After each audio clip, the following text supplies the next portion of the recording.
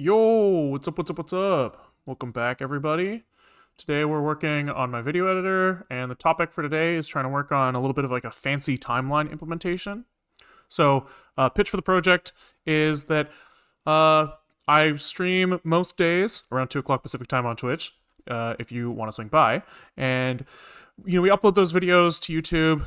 Maybe they don't fit as well on YouTube as they do on Twitch. Maybe it would be nicer if I had the freedom to kind of like dilly-dally more on Twitch, maybe answer the same questions more often, take breaks, etc., and then upload like a cut-down version to YouTube. That's something that I've been like thinking about. I don't know if I'm actually going to do it, but it would be nice to try. And with our, words. I tried opening a stream with Katie and Live just to see if I could like cut it down, and it was pretty rough. Like I felt like it was going to take much longer to actually do the cutting than it would to actually produce the video, which I'm sure is just like normal in video editing, but I'm not positive. Maybe I just suck. But I was like, what if we could produce a tool that made that easier, right? Then I can experiment more quickly and I won't hate myself while I'm doing it, and it'll be more fun. So the thought is that I can read faster than I can listen, and I can read faster than I can scrub video. I can skim text very effectively because I've been like training to do that my whole life, because like school, you have to like open your textbook and read through and find the thing you want. You don't actually care about reading the whole thing end to end. You just want to like find the info, right? So brain's pretty good at that. And so I was kind of thinking, what if we had like a script on the side of our video that was auto-generated from some sort of like neural network? And what if we could kind of like scrub through the video like you do by dragging the progress bar, but in the script. And then we'd have like an indicator of where in the script you are. Maybe you can like create clips from selecting areas of the script, but then like refine the like exact behavior of those like cuts in the timeline. That's kind of what I'm thinking. Where we're at right now is we have like a video player, and we have like this like audio waveform rendered on the bottom. We added that yesterday, where you can like seek through a video, blah, blah, blah. So we're kind of at a point now where we have like the UX that we need to be able to actually start like clipping stuff. We haven't like done any of like the script generation yet, but maybe like a V0, like the fastest path to dog fooding, using your own stuff or eating kibble, depending on if you're a dog or like a person who does software. Like the fastest path there is getting something that works, and then we can start adding on features later. So I think the first thing that we want to get to is being able to cut. So we're working towards that. I think the next steps here are like, now that we have this like audio waveform on the bottom, we should be able to like implement some sort of UI that lets us like drag and drop like a left and right edge to a clip, maybe start adding more. But before we do that, we need to be able to correlate the current playback with this timeline. So what I want to do is I want to replace this progress bar with something where I can click on here. Then once we do that, then I want to be able to like zoom in on the timeline so that we can get like really precise cuts, right? You can imagine that you probably want to start your cut right when somebody starts talking. You cut out all the dead space, and like being able to quickly visually do that would be nice. And then if we can zoom, we also have to be able to pan, and we'll see how far we get through all that. If we just like happen to just bang that out, then we can start looking at adding in those like handlebars to edit the clips. But we'll see where it goes. Side note, check out this loading animation that I made to this right before stream. Isn't that sick?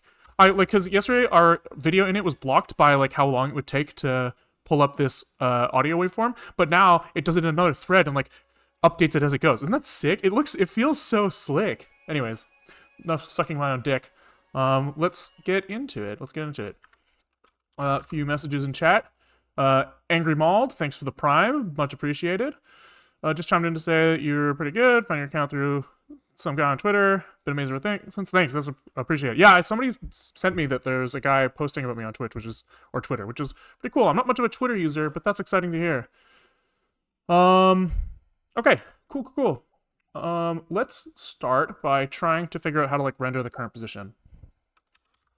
Okay, so the way our app is set up, for those who are new here, we're writing most of the shit in Zig because I like it, and then we're writing the other parts in Rust, partly because I like it, partly because it has this like GUI framework called eGUI that it kind of exposes like text layout in a way that I think that I'll be able to work with, right, in order to like get the rendering of the current position in the text. Being able to do that effectively means that you want to lay out your text once, but get like positioning of text data in pixel space, blah, blah, blah. Anyways, so that's how we ended up in this position where we have like most stuff and then like UI, which means that We also try to do some stuff where we try to kick as much into the zig land as possible. So we have like the audio widget rendering is here. But like interaction with that is kind of like over here. So we have like this like C interface that goes over the boundary here. Anyways, that's just for context. So that's why you might see Zig in the title, but you see Rust code on the screen. That's why. But we're trying to keep this stuff minimal, so it's not doing much. And here is where he draws that audio widget. I don't really know what to do here because there's kind of two options. One is that we could render the current position in eGUI, and the other is that we could render it in the OpenGL widget. And I haven't really thought about the implications of either of those. So if we were to do it on the GL side, with like in the interests of kicking more over to Zigland, what would we do? What would we do? I guess we would probably construct like a new vertex buffer, upload new data to it, and then draw another line after changing our uniform colors. We could reuse the same program because it's just a vertical line. And then we would have to like somehow indicate back to eGUI where the thing is so that we can drag it. That seems like kind of like a pain in the ass, right? If you want like your cursor to like indicate as it's hovering over that is like a draggable area, it feels like that belongs more on like the eGUI GUI framework side. That feels better to me. And in the interest of just plowing ahead and not thinking too much about stuff that doesn't matter, let's just do it over here. So now what's the next question is, how do we determine where on the thing to render? So we have like some buffer with some shit in it. We allocate that here. So we have like the bounds of this area. We also know how long the video is here somewhere. I think that our GUI state tells us where we are in seconds, I believe, and the total runtime in seconds. So we know that our like position in rect is the current state. What do we have? State current position over state total runtime. So that's 0 to 1, right? Times the rect width plus the left side of the rect. And that is what? An instantaneous position. So that means that we want to say that like let progress rect is going to be what? We're going to, this is the center. So we're going to say like progress rect CX, center X here, is this. Okay. I guess the height of this rectangle is just going to be the height of the input rectangle. So maybe we'll start by setting this to just be a duplicate of the rectangle that we're rendering the widget in. Left is not a member here. So what is? Left, we can just stick some parentheses down there, and then he's happy. And then we just have to adjust our x values. So how do I do that? How do I do that? Jump, jump, jump, jump, jump. No, okay. Well, I didn't want to jump to definition anyways. That's annoying. Oh, there. Now it went there like a year later. Claudson, thanks for the prime. Appreciate it. So can I like set here? I can just set width, set height, set center. Oh, perfect. Oh, setting set. Oh, having a set center method is so sick. That means I don't have to like calculate the left and right side myself. Sick. Okay. So we make this equal. We say progress rect set center to progress rect CX, where this is going to be, what was this supposed to be, a pause 2? Pause 2, CX, and then we need the center Y, which is progress rect center Y. Okay, cool. And then we just need to set the width. And we can just set that to like 3. I don't know. Doesn't fucking matter. Try moving the clone, call rect. Oh, does rect implement copy? That's kind of surprising. What is this thing? I would have expected that since it's more than like one register large, it would not implement it. How do I jump to definition? Hello? Jump, jump, jump, jump. No? Okay. Oh, there we go. Yes, this is like 1, 2, 3, 4 times 4, 16. Yeah, I guess that's not too bad. It's just a little surprising to me. I'm used to seeing it only on like primitives. Okay, but now we should just be able to paint this thing. So can we just like paint or add it is up to the color to make sure that there's room for this. How do I like just paint a rectangle? Surely that's possible. Igui. Paint. Painter.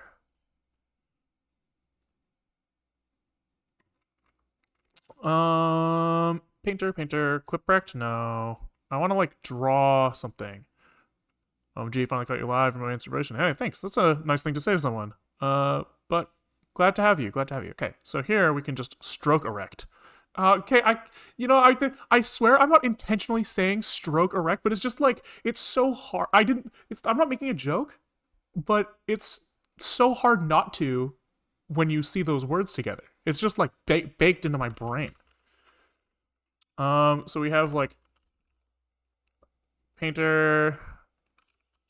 No. Oh, UI painter stroke rect stroke, not stroke rect. And what's in here? Rect. So here's our progress rect. I'm curious on your take on KD. Is it stable and not slow? Okay, so I don't really care that much about window management anymore. I used to run like tiling window managers and stuff. I care more about just like not fucking thinking about it. The only constraint I have is that like I want to play games at 144 hertz, and GNOME felt like shit. So here's where we are, and other than that, I don't really care. Okay, rounding. So what is into rounding and into stroke? Rounding from, he's got to have some sort of like from impl. From. Enums? No, I want, where are the like, oh, well, I'm just sitting right here. From rounding is F32 radius. Okay, so 0 radius. I guess we could have guessed that.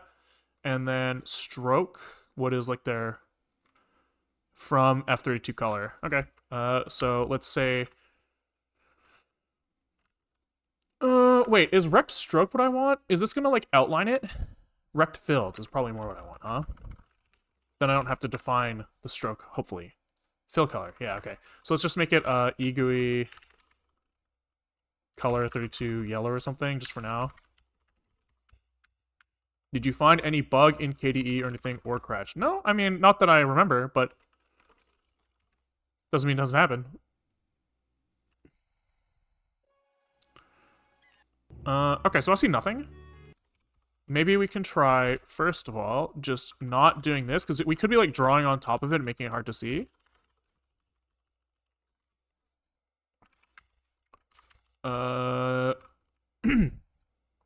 What is he bitching about? Oh, it's because I have to comment this out as well. Fine. Fine. If you're going to complain like that, we can make it work. Yeah, see nothing. Oh, wait, there it is. It's just not aligned correctly. So it's only coming in, it's like half the width off. Why is that? Why is that? Plus rect left. It's weird to me that it's... okay, wait, let's look again. So it is moving at the right rate. The width of this thing is right, but just the start of it is wrong. What the fuck is going on there? What the hell? Because set center, progress rect, CX. This comes from the current position over the total runtime times the width. I'm assuming that if I take out this plus thing, I just won't see it at all. Unless it's like somehow going in the wrong direction, which I would assume. Why is that doing nothing? Why is that doing nothing at all? Right? Like, the fact that these two behave the same is very confusing to me. Very confusing. What does this rect filled do? So he adds a shape, rect shape filled to this queue. And presumably, they're going to iterate this paint list later and paint the stuff. Right? So where does this paint list go? Where does it go? So he writes to like graphics layers, I guess. And here they're probably going to drain this thing, would be my guess. And then where is this? This is in end frame. They get these shapes and they give them to someone. Full output. Oh, this is such a pain in my ass. Okay. Where does this get used?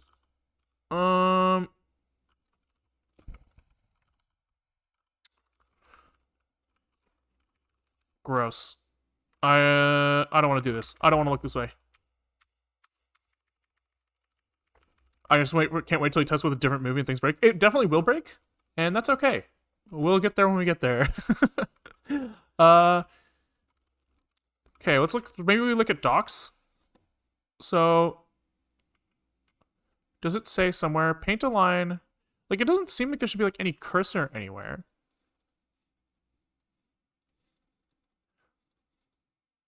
Did I fuck up like my progress rect? Oh, I'm just an idiot. Oh, no. Okay. Progress rect is the rect.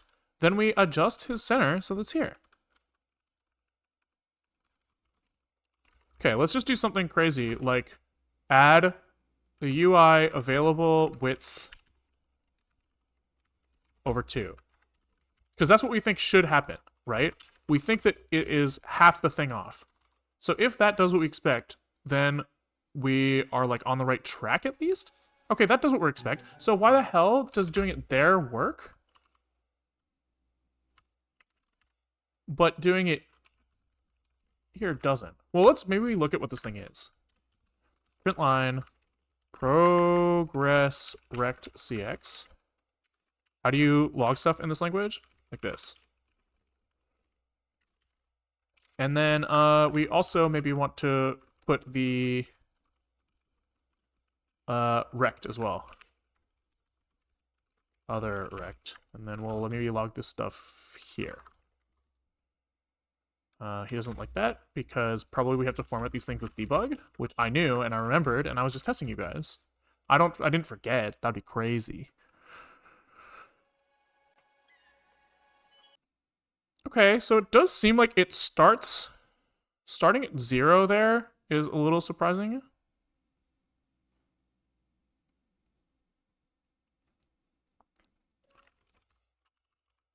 Set center.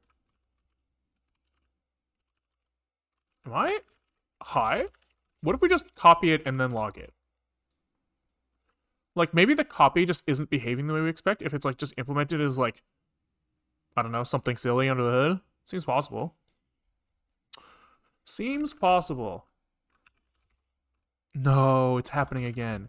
Rust Analyzer is taking up 20% of my RAM, so we might have to go back and kick it out of here. Because that is annoying.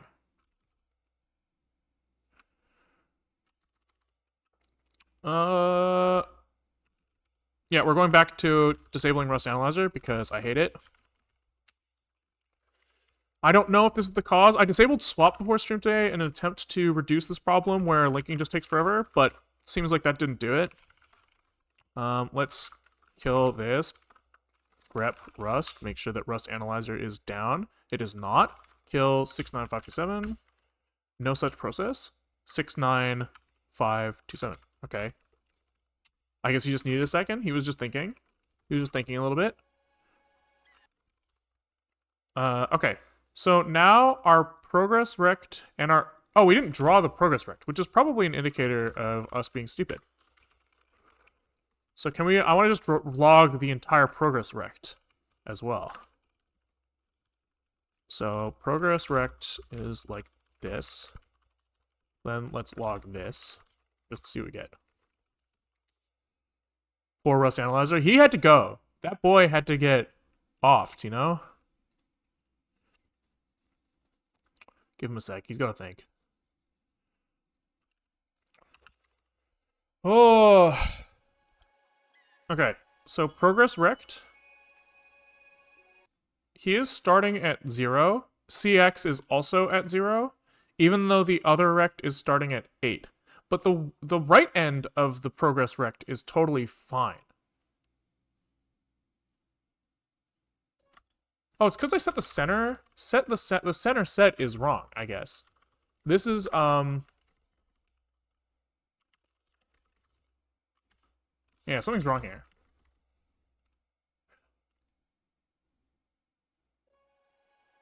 Yeah, because now it's fine. Now, okay, so why is set center not doing what I expect? Let's use our brains just a little bit. I promise we won't try too hard, because thinking is for nerds, and we wouldn't want to be nerds here. But we do need to think about this a little bit. Okay, so what the fuck is going on here? What does this do?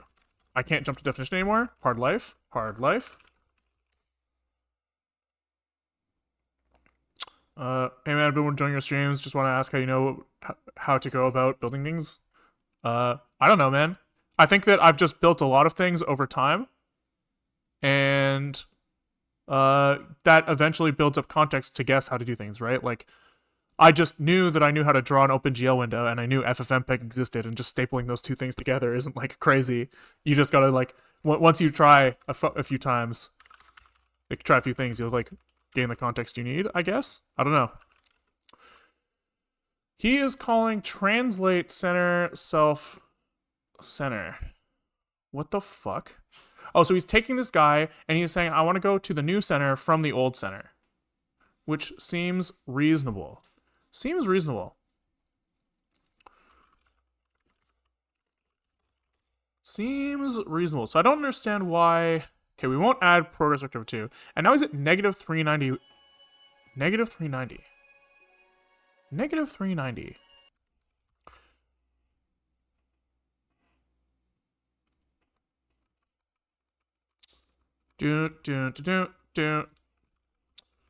What am I missing? So here, center minus self-center. This is going to be, the y's are going to turn to 0, which is happening. The x's are going to be like, I want to be at x some value. Well, I want to be at x9. And instead he's putting me at x negative 382. So this is just clear. This must just be broken, right? Like, there's no... If I'm saying, hey, could we put our center at... Oh, maybe it's because if I set width afterwards, maybe that's fucking stuff up. Because maybe rescaling the width is based off the left end. That would make sense. That would make sense. So here, maybe we have to set the width first, then we set the center, and then the center will be relative to where we want it to be. Which is a confusing API, but that does seem to be it. Yeah, okay. Okay, I guess, you know, now that I've thought about it, that does make sense, but I wish I didn't have to think about it. Because we hate thinking. Thinking's for nerds. Okay, so let's see now if we run it on top of the audio waveform, what happens. It does look like it's drawing after. So I guess, can we... I don't know how this, like, callback works. Like, if I put this here, does it know... I think it does, because it looks like when we say add callback, from what we saw before, that like pushes to the paint list, and then the paint list doesn't actually happen until the end of the frame. So this is probably just going to come in the list after this now, which will put it on top. Would be my guess. Would be my guess. And it does look like it's on top now. Cool. Cool. Okay. Next up, let's put this stuff in the right spot. So we'll kind of huck this down here. Let's ditch the old progress bar now. Oh, I guess we kind of want, like, the state. We still want to see, like, where in the thing we are, but we can just get rid of the, I guess we kind of want to replace... This thing's doing some other stuff. Like, when we click on the progress bar, it pauses the video intentionally so that we don't just, like, hear ourselves spamming the same audio frame over and over and over again.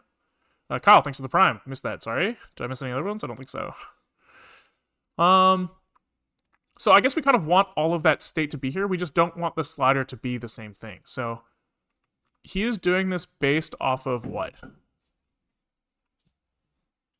He renders the slider and then processes the response. Okay. So here we can just probably probably replace this with our response from the rect, which I think we can get. I think that's something we can do. So let's kind of like just move this for a second. We'll move this painting. We'll move this painting. Let me think about this, actually. This lays out a bunch of stuff. Before, after this, I don't think it really matters. Okay, we'll shove this guy in here. Okay. We'll remove this add of the slider. And we need to pass in some rectangle. I guess our rectangle is no longer going to be... Ah, fuck. No, I'm going to keep it outside for now. There's too much to think about here, because this progress bar also has to do a bunch of other stuff. So let's just start by figuring out where we clicked. Let's just start there. That seems simpler. So how do I get a response out of this rectangle? Allocate rect. Allocate rect. So this gives us, nope, allocate, it's a allocate space, I think is what it's called. Allocate space. This gives us an ID and a rectangle, but not a response, which is confusing to me. Maybe does painter give us the response when we add it?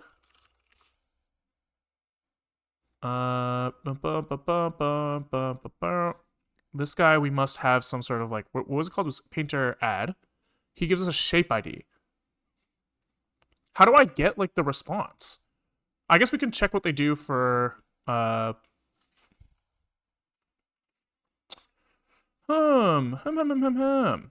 allocate response. Allocate response.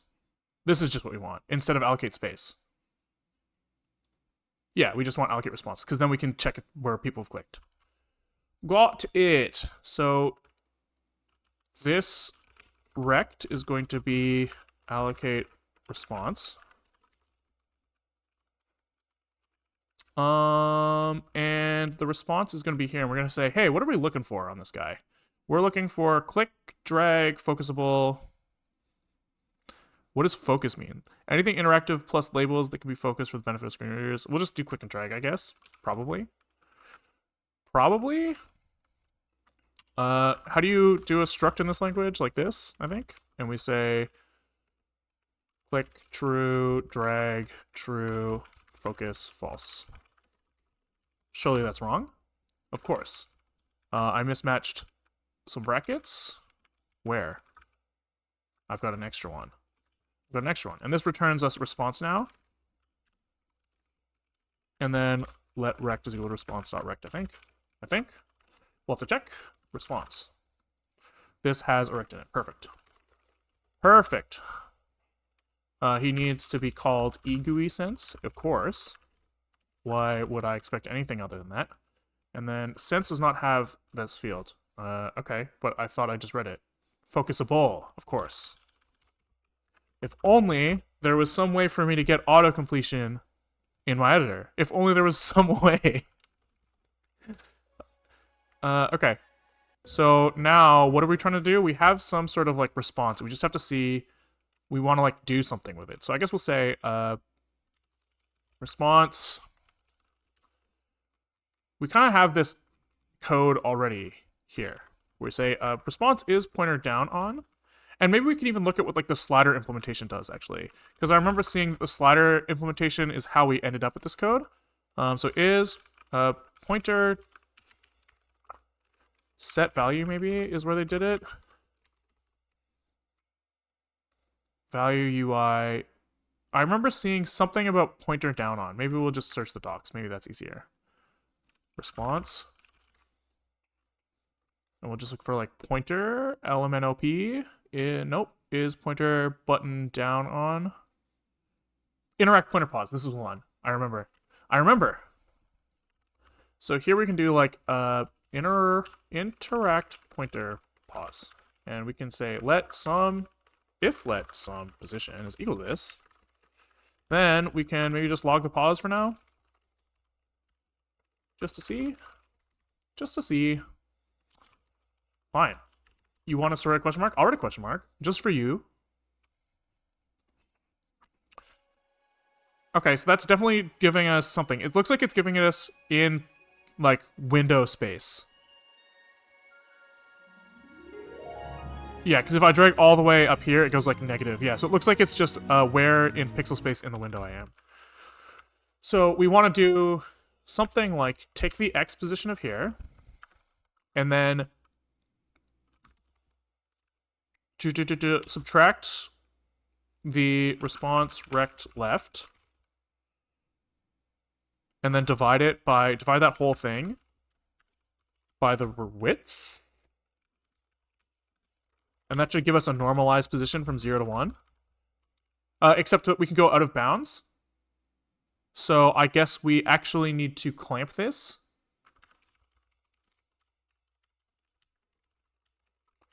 And we'll say const, or let val is equal to this, and then let's log the val and see.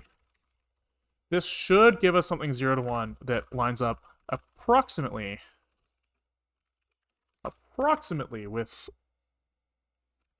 where in the slider we're clicked. So he's not clamping, which is confusing. Why not? Why not?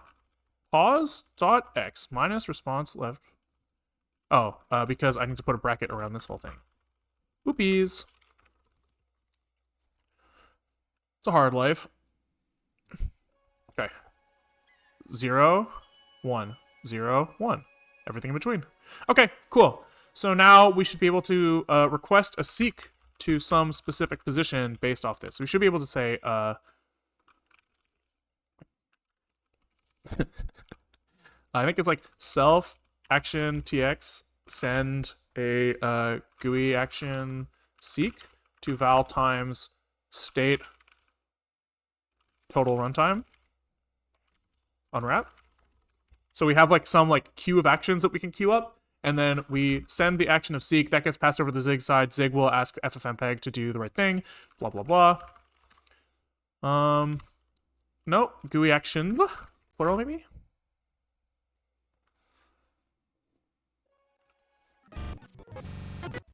Almost. It doesn't feel like it's tracking as well as I want it to. It's like a little too far to the left. I don't know if you guys can see that. Right? Like here, it's not tracking. And then over here, I think just the whole time it's too far to the left. Which kind of makes sense because it looks to me, actually... Oopsies, wrong button. Wrong button. There we go. It looks to me like the center is starting at 0, but the widget that we're rendering inside is actually not starting at 0. In fact, I remember seeing it starting at 8. So can we like log the rectangle positions again? I'm not really convinced that they're right. Because we didn't add rect.left here. That would do it. Let's try that. Let's try that.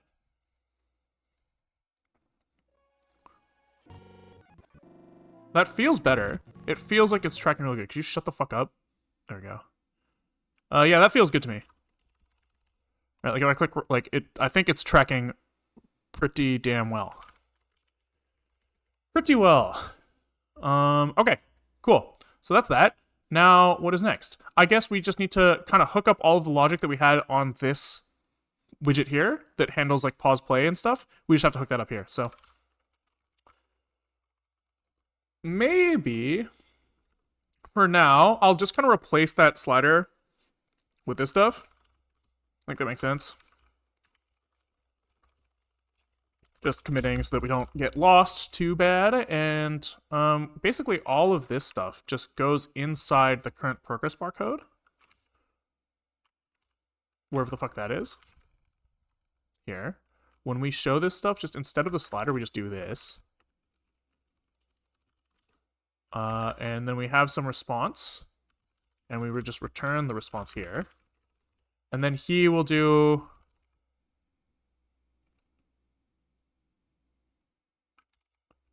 I think that all just works, I think. We'll see.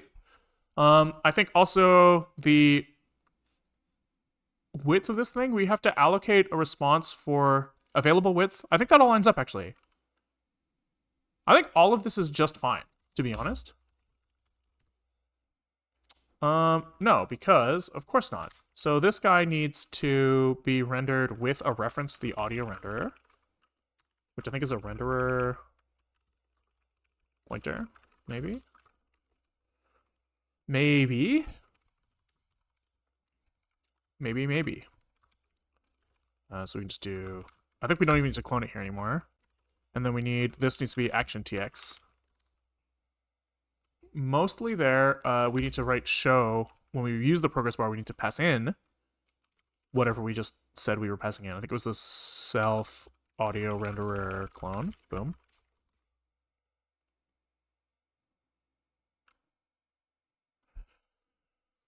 Someone boosted you on Twitter and it's been coming across my feed today. Been going through your VODs for a few weeks now and I've seen them from time to time, but it's fun to see. Yeah, cool. That's super cool. Thanks. Good info. That's pretty exciting. Can you remove that square bracket file? No? Get fucked. Yeah, that feels like it's doing everything I want it to do. Now, the UX here is shit, right? Like, I don't know.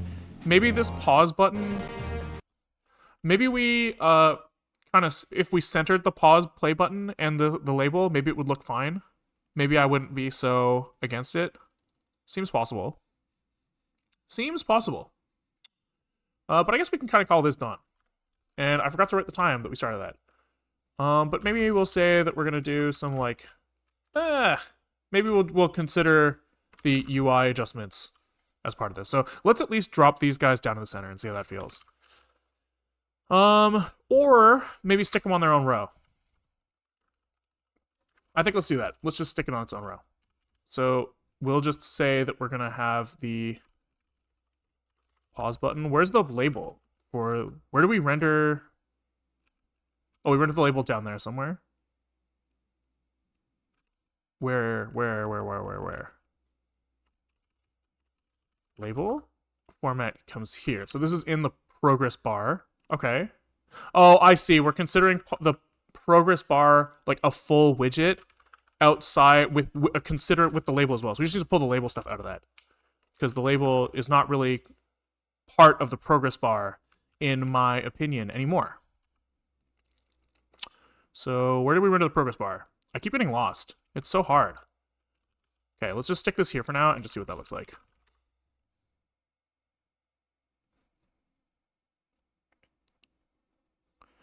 You're probably also not going to want to put the timeline of a 2-hour and 30-second video on the same span. That's going to prevent any type of muscle memory.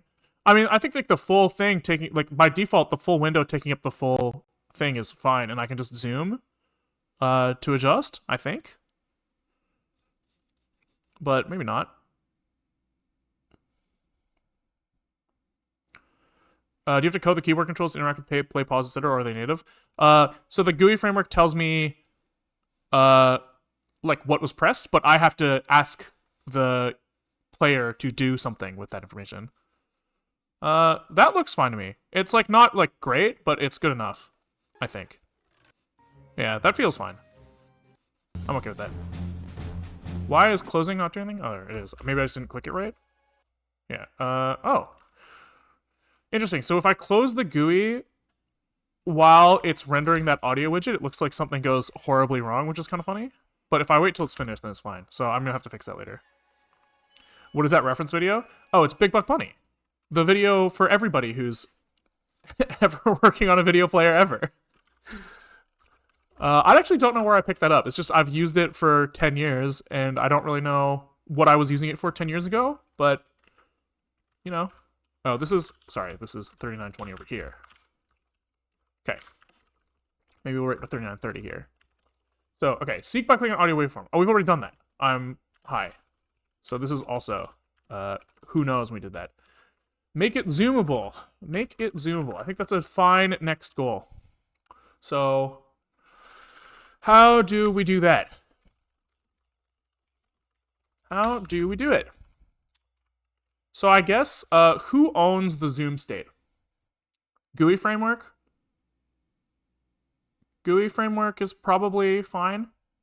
Yeah, so he's going to say you are at some zoom position. He's going to ask the audio widget to render with that zoom position.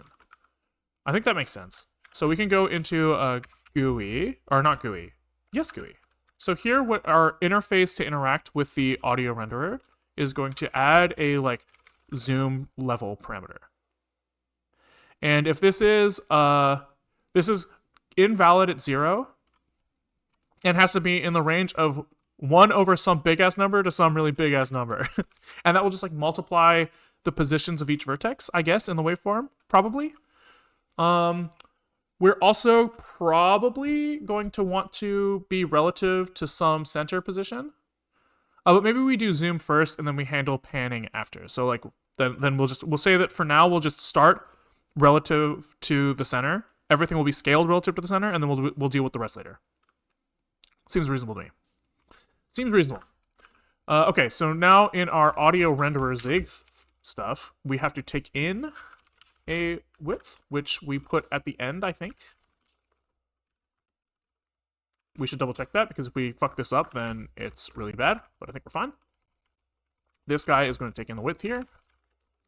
When he renders, he is just going to set some uniform that represents the width to width before he renders, which means here he needs to say that he takes in a width.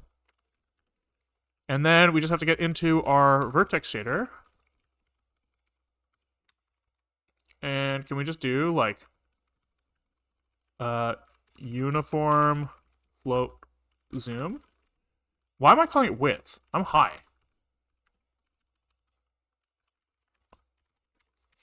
Did I call it width everywhere? What am I doing? What am I doing? Call it zoom here, okay. Have you tried the higher resolution version to see how the player holds up? Nope. And I don't want to yet because I don't want to deal with the color conversion stuff that happens when we switch resolution, so I've just been putting it off. Maybe it'll be fine, and maybe it won't. Who knows? Okay, so here we just take our zoom, and I guess we'll default him to 1.0 just in case, but it's kind of invalid to use this without setting him. And we just multiply this by zoom.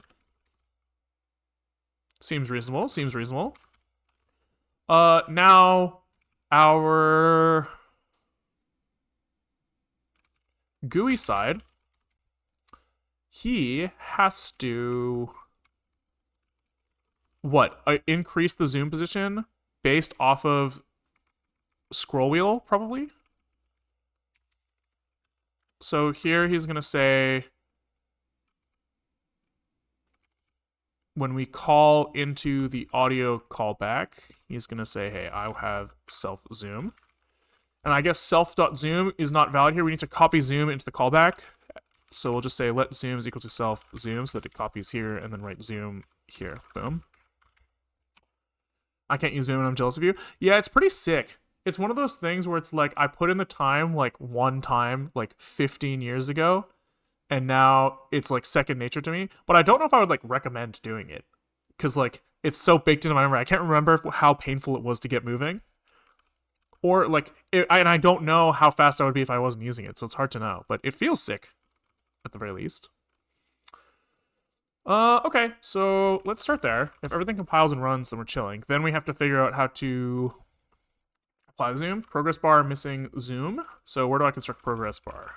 Here. Zoom, he's gonna start at 1.0. Okay. So nothing happens because we didn't do anything, but we don't crash, and that's a good sign. How do we get the scroll wheel? How do we get the scroll wheel? I think what makes sense is if we're hovered over the rectangle that the widget's drawn in, then you apply a scroll there, then we should zoom in or out. Which kind of indicates there's probably like on input state, pointer, input. Input state surely has some way, raw scroll delta. How many points the user scrolled? This is a vec2. So we'll probably look at like Y scroll delta, smooth scroll delta. Do they have something like pinch mod, like pinch detection, right? Because I can imagine if you're on a touchpad and you did a pinch action, you would kind of want that to do a zoom in as well. But it doesn't really look like that's a feature of this GUI framework, which is fine. I don't really need it. I was just kind of curious. Do we want to smooth it over a few frames? Sure. Delta dictates how the content should move. Actually, let's just use raw. Fuck it. Fuck it. I feel like I like the feeling of it being snappy. Okay, so I guess we'll put this in handle response. We're going to say, if, can we look at like hover? Well, let's pull out the raw scroll delta thing first. So UI input, I think it's like this. I think. So we'll say let scroll delta is equal to this. Then we can now look at response and look for hovered. Do you only code when streaming? I try to avoid doing too much off stream. Stream is like kind of a way for me to ensure that I'm not burning myself out, right? Because like what I would naturally do is I would just go for like 16 hours until I feel like every day, and then like after a week feel like total shit, and then hate coding for a month. So stream kind of like it's kind of neat that like I find myself getting like excited to work on something and being like, oh, but I can't work on it till tomorrow. And then I'm excited all day to get to it to the next day, and it doesn't feel like I'm like destroying myself, which is kind of nice. But I do some like cleanup off stream, right? Like, because I think that there's a lot of stuff that's kind of boring. So it also makes me excited to do that, because I'm like, oh, I want to code. And then I'm like, what can I do? Well, I can't do anything interesting, but I can do all this stuff that has to get done so before I can commit the stuff that I worked on today. So it's like, it kind of like tricks me into doing the cleanup stuff, which is kind of nice. On hover UI, show is if the widget is hovered. Infinite motivation glitch. I mean, it does mean that I probably... Well, I'm actually not really convinced if I make more or less progress. I was noticing yesterday, when I implemented like that audio widget, I was like, holy shit. Like, I think that would have taken me multiple days at work, which is really confusing because I did it in 2 hours on stream. And I'm not trying to be like, wow, look at me, I'm so good. That's not what I'm trying to say. I'm trying to say that, like, with the same amount of skill, it took me, like, what, 8 times less time to implement something? And, like, why is that? And I think that there's probably something about, like, working all day at a job just, like, burns your fucking brain out. And I think that probably that because I'm taking such long breaks and not really thinking about it all day, every day, or at least not, like, super actively, I think it just means that when I'm working, I'm like just going at like rapid pace, versus like if I had to work all day, then it would just not be as efficient. And I think it's like the time correlation is like very non-linear and very strange and very confusing. How to be a 10xer like you. I don't know. I don't like that term of 10x. I don't really know if like it exists. I guess I believe that there are some people that do things better than other people, but I don't believe that there are some people that are like 10x developer. Like, I don't know. It just seems like so like dismissive of like all of the other people that are working around, and like over like, how do you say it, when you know like when they talk about like gifted kids and how if you tell a kid they're gifted, then like you can kind of actually ruin their life because they expect that they're going to be smart forever. I think that like 10x developers is like harmful to, because using that term is like not good for either the person you're calling a 10x developer, because it puts this like unrealistic expectation on them, and all the people who aren't calling it, because you're kind of like saying to them like you're shit in comparison. It's like I don't know if I think there are some people that like work on some problems faster and leave fallout as a result. I don't know. So how to be fast is like, I think just break down problems, but I don't know. Okay, interact pointer pause. So that's not what I want. Hover pause. No. Is it a good idea to show a tooltip? That's not what I want either. I kind of want just like, where is my fucking mouse? I just want like, is my mouse contains pointer? Here we go. So if we contains pointer,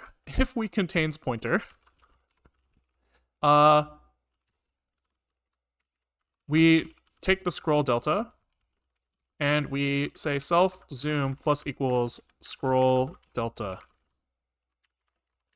And we'll see if that compiles. What do this is just default KDE. Default KDE. We don't have access to UI here. But I guess we can just pass that in. That's not the end of the world. eGUI UI, and then here we just pass in UI like this. That's not too bad. That's not too bad. Okay. So here I don't see anything happening, but it'd be interesting to know if this is getting triggered. So maybe we can say print line zoom is this. And we say self zoom.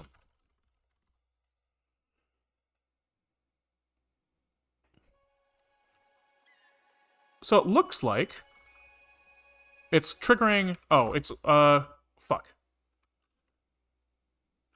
It looks like it's triggering, but the scroll delta isn't coming out. Oh, because we want scroll delta Y, because we have the scroll wheel is vertical, not horizontal.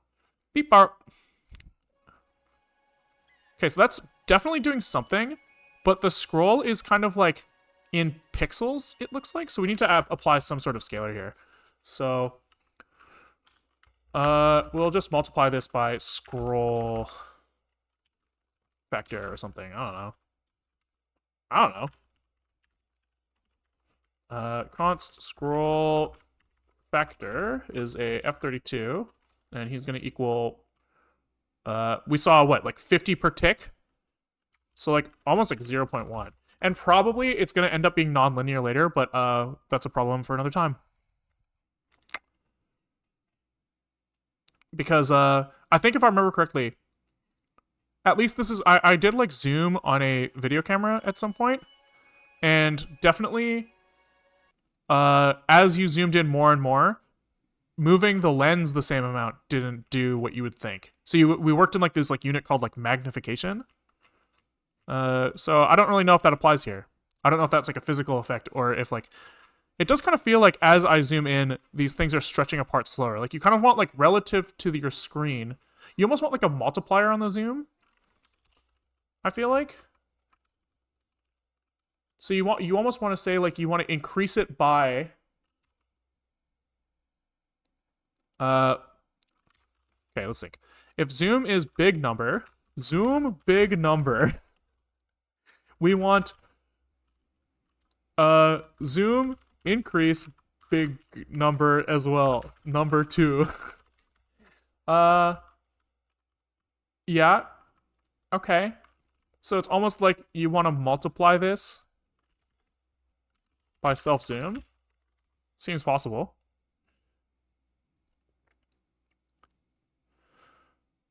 Seems possible for sure.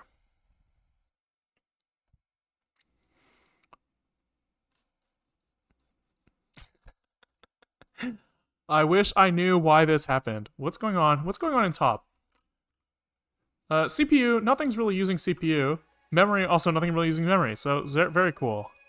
I'm just lost now. If I zoom in any direction, it's just like fucked. Can we pause and maybe zoom nan? So obviously this was wrong. Obviously this was wrong. How did we get there?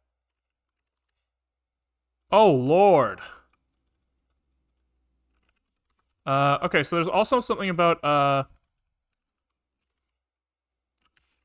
like us wanting to use the magnitude here. I guess actually we kind of want to clamp this to some like, you know, small number. So we want to take the maximum of the zoom and 0.001 or something. And let's see how that fares. So, okay. So going up, it's getting really big really fast. Going down is doing nothing. Because this plus or minus has to depend on the direction of here. So this should be like scroll delta as F32 times scroll factor times self zoom. No, wait, okay, that feels like it makes sense to me. Oh, here we need to apply the max here. Self.zoom is equal to self.zoom.max. I don't know why it's never going down. Because here, let's maybe log the scroll delta as well. Zoom is this, delta is scroll delta as f32. No, it's just scroll delta.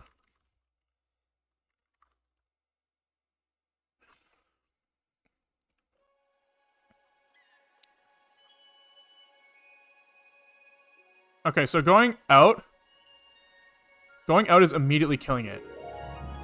Which kind of indicates that we want some sort of like multiplier here. Is that what we want? Right, scroll delta, it's going to be a negative number. Oh, yeah, you want actually something that like... You want something that like kind of maps like this, where you have input. You almost want something like this, where this is 1.0. And so I just don't want to think about that right now. So instead, we'll just keep it linear. Log's the other way, right? Log's like this. You want like exp, maybe. Or like quadratic with offset or something. But I don't want to think about it. We'll just leave it linear. And I will think about it later. Because I don't think it's really fun for me to just try different numbers and watch us zoom. I just don't think that's really fun. So let's just say that we go back to adding this thing times the scroll factor. And then we still want to clamp this. So self.zoom is equal to this. That's still fine. This will prevent us from going negative. I lost scroll factor. It's a hard life. It's a hard life. Is it possible to add hot reload to your project? Maybe. I don't think that I will. I don't think there's really any reason to. But I probably could. I'm going to actually limit it to 1. That makes way more sense. Right? We should never want to zoom out more than, like, showing the whole waveform. That's just, like, fucking stupid. And that will probably feel a lot better. Yeah, that feels good. Okay. Now, let's make it panable. And I guess, what does that mean? What do we want there? Probably, like, a right click. A right click on the widget should probably slide the thing around, and it should probably keep the exact location. Like my mouse should be in the same location as I'm moving. Oh, actually, yeah, let's do that. So as I pan, I want to move the widget at the rate my mouse moved, which kind of indicates that we want to slide it by some percentage of the screen times the zoom level, right? So here, if we're at like zoom level 2, then we want to take the number of pixels that our mouse moved over the zoom level. I think. Because if we do that, then it should be smaller. And that is a smaller movement in total space. Yeah, that lines up to me. So I guess we'll do like pan. Or call maybe like, we'll maybe say that we were looking at like the center. Yeah, we'll just call it a widget center normalized. So this will start at 0.5. Does that make sense? If we start that at 0.5, then as I zoom in, by default, the center will still be at 0.5, which seems reasonable to me. And then it will only move if we try to pan, which seems reasonable to me. Okay. Sure. So when we render this thing, we're going to have to give it where we want to center the data when we call this guy. So let's call this center norm. We'll call this let center norm is equal to whatever the fuck we called this. It was widget center norm,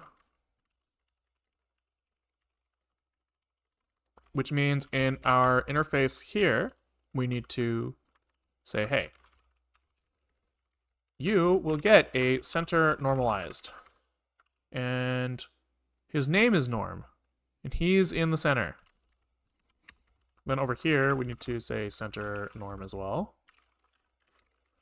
Sorry for the ad, guys, but it does disable pre-rolls, and disabling pre-rolls is very nice because when I click on videos on Twitch, I get pissed off and just leave the platform when I get hit by too many pre-rolls in a row. So apologies for those of you who are here, but it's worth it, in my opinion. In my opinion. Okay. So here, we're just going to do the same thing, where we just pass in the center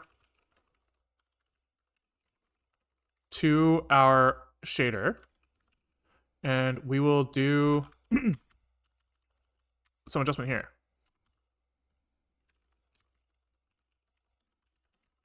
Okay, so like, what does this mean? So if we are at 2.0 zoom,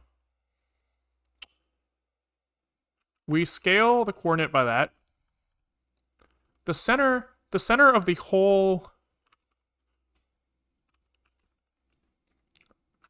OpenGL coordinate space is -1 to 1. So I think what we do is we shift. We want to shift so that the center that they asked for is at 0, then apply the scale and then shift back. No, because the center that just should be at 0. Wait, we can just, okay, sick, wait. Okay, so in OpenGL space, center is 0. So all we have to do is just like take our thing, our stuff that's in -1 to 1, shift it so that the center matches at 0, then apply the scaling factor. I think that makes sense. Just found your channel from some guy's tweet and immediately followed. Love to watch real projects built with Zing Rust. Man, it's so sick that just like one tweet introduces this many people. That's pretty cool. Appreciate you guys showing up. And I should give that guy some love. But I don't know who it is, but very cool, very cool, very cool. Appreciate it. So here I guess we'll just say that our so we'll just call this x chord. It's equal to in chord x. And this is at 0.5, so our center is actually in normalized space, but we with like 0 to 1, but we need in -1 to 1. So I guess we subtract 0.5. So if our center is at 0, so if they say center is 0, then we should be at -1. So we subtract center minus 0.5, and then we multiply this by 2. And that gives us -1. If they're at 1, if they say 1, we subtract 0.5 and multiply by 2, which gives us back to 1. So I think that this is correct. This is the correct linear interpolation, I believe. But I haven't really thought about it hard enough to say that I'm confident, but I'm confident enough. So we just do this, and then x chord times equals zoom. And we'll just say that this is a center adjustment from normalized to OpenGL space. But there's a missing piece here. We need to subtract, we need to like adjust, okay, so if they say the center is 0.7, we need this to map to 0 at 0.7. So here we've kind of figured out where the center is in OpenGL space. And then we just need to subtract that number, I guess. So if they say 0.7, we want x 0.7 to go to 0. But only after the OpenGL mapping. Yeah, so I think here we just do this. We just do in chord.x minus. That feels right to me. And we'll figure it out. We can try that, and if it feels awful, then we can come back. This just needs to be x chord here. Okay, other than that, I think it's good. So now, let's maybe go into the ORS, pretty sure this is the tweet. I guess I should not blindly open links on stream, because you guys might link me something stupid. Especially on Twitter. Who knows? Because Twitter has all sorts of shit. Oh yeah, here we go. Look at this guy. Ludwig ABAP says, this guy is immensely based. Wow, that's a lot of people that have seen my channel now. Well, okay. Well, I don't want to be like too much like, oh my god, viewers. So I'm not going to make a big deal out of that. But this guy showed me some love, so I should show some back. So if that's interesting to you, I don't know. I don't use Twitter, but it's appreciated that he sent people my way. Appreciated. Okay. What was I doing? I was going to try to implement some sort of pan. So interact pointer pause. We need to change the behavior based off left and right click. Which I don't know if it gives it to us. I don't know if it gives that to us. Interact pointer pause. Where the pointer were when this widget was clicked or dragged. And I guess we can just check which button is down. Which button is down? So we can just say if there's a button down, I think we saw the other day. Button. Oh, the button down was in input. It was in input. You built an OS in Rust? Wow. I mean, it wasn't a very good one, and we didn't really finish that much. We got enough that it had like a TCP server up that was, when we had like an HTTP server that we could interact with, which was pretty cool. And like we played Doom on it, which was also pretty cool. But it definitely wasn't like Linux, because that would be crazy. Okay, so we have let primary clicked is equal to, I guess we want secondary. UI input pointer and button pressed eGUI secondary, eGUI pointer button secondary. Okay, so now we can just say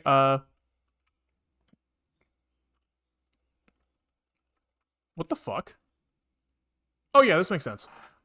If secondary clicked, we do pan, else we do a seek. And I think that's fine for now.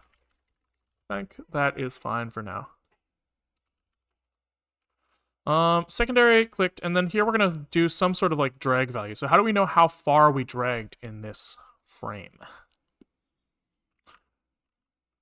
Time since last movement, latest pause, interact pause, velocity, motion, delta. Delta. That seems reasonable.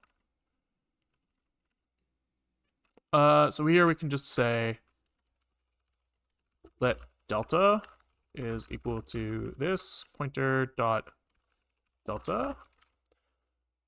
We probably only want the X position. I think I need to make a shift to Rust or Zig. Don't let my streams convince you that changing languages will change any of your problems. Rust is great in some ways, Zig is great in some ways, but like if you're writing in like C or C++, like it's not like that much different. But also I hate C++, so I guess I shouldn't talk too much. Even though it's like what I did professionally the most. Maybe that's why I hate it. Okay, what am I doing here? We said something like we were gonna like divide it by the zoom level. And this X delta is probably in pixels. So we're gonna say like X delta over the response rect width is kind of like how far we moved in normalized space divided by zoom times zoom divided by zoom. Let pan, so we're gonna say self widget center X plus equals this, and we should clamp this to something.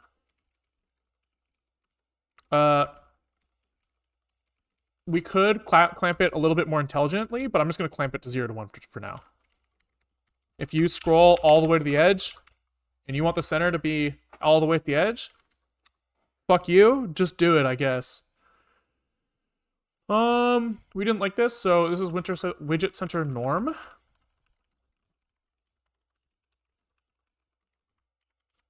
Okay.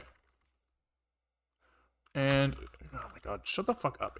I can put brackets here if you want, if I want to. And then progress bar is missing widget center norm, so wherever we construct this thing. Hello? Hello? Here it is. Here we go. Widget, center, norm, 0.5.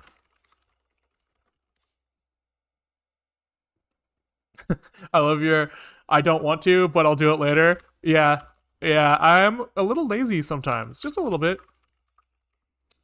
Center norm is not provided here. So here we need center norm as well. I've been learning Python for the past few months. I say like what I see from both of them. That's fair. Yeah, I think that probably Rust is like kind of like an okay transition from Python. Zig, C, and C++ are all pretty low level. You'll kind of be missing out on libraries. In Rust, you have libraries, but then you'll be hit with this problem of like the borrow checker, which sucks ass to deal with when you're new, I would guess. What doesn't he like there? What did I do wrong here? I forgot a semicolon. Okay, so he's not doing the right-click detection, which is a little annoying. Although, we are seeing a little bit of movement occasionally, which indicates something. I think it just means that we're not doing our detection of the button down. So center clicked. Oh, it's not button press, it's button down is what we want. That's why. It's only doing that for one frame. I like the way you get shit done. Always fun to see what. Jesus Christ, I can't talk. Always fun to watch you make some progress. Yeah, I mean, it really depends on what you think progress is, because it's not like we're doing anything of value ever, but it is fun. I agree. It's fun to make progress. So we're scrolling backwards, but it did feel like the scale of the scroll was about right. Let's try that again. And then the progress bar location, I think, actually has to be fixed, because when we zoom in, he's kind of just staying wherever he was. But this feels good. That definitely feels good. We are crashing somewhere there. I don't even know where. Oh, it's probably because when I'm releasing, he's considering that a click of the primary button, which is a little annoying. Because he's saying that, I interacted. So, else if we did not release the secondary button, I guess, which is fucking annoying. This doesn't feel right. But we'll kind of work with it for now and kind of see if it works. Then I'll try to refine later, probably off stream, because I don't really want to just Google Docs for forever. Unclosed delimiter, where? Here, fine. Delimiter, unclosed delimiter. I knew that word. So he's still kind of jumping on release, which is very fucking annoying. I don't know why that's happening. Oh, because this has to be if not, because I'm a fucking dumbass. Invert the condition. There we go, that feels better. He's also pausing now while I'm sliding this around, which I don't want. Why is that happening?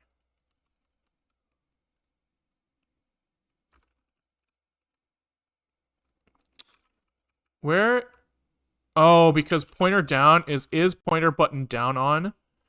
And, UI secondary, or UI input, I dot button pressed is not EGUI pointer button secondary. Not pretty, but I don't know. I don't know. We'll just have to live with it.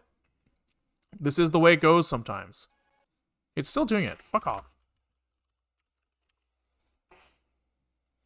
If response changed, if response contains pointer, we do this thing. If the pointer is down, is pointer button down on, and UI input, we do not see that it's a secondary button press. Why is this happening then? Pointer button press secondary. Not UI input. I put the not inside though, but I guess it does feel like maybe it's inverted. So we'll try that. Wait, did I do an and here? I did. Okay, is pointer button down on? And if we're It really feels like it should be not, but we'll try this. We'll try this and see what happens. Come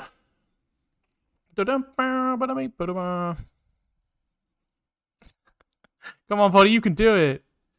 I believe in you.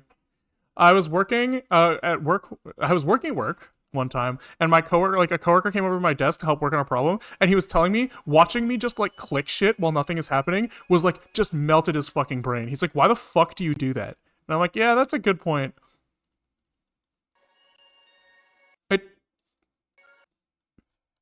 Oh, interesting. So it's not triggering the release here.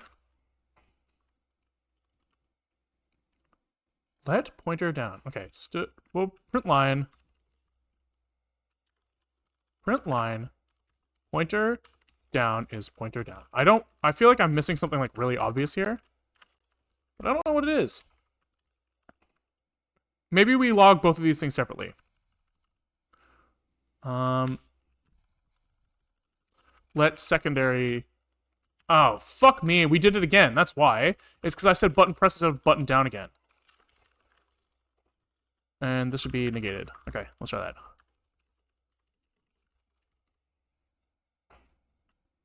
Is not being outside versus inside the same? I think it is. That's my understanding. My understanding is that that closure is being called on like a mutex locked input state, and that it just returns whatever you put in there. So I don't see why it'd be any different.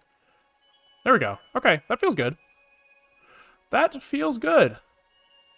So the only thing that's missing now is we need to fix the progress bar needs to line up with the zoom level.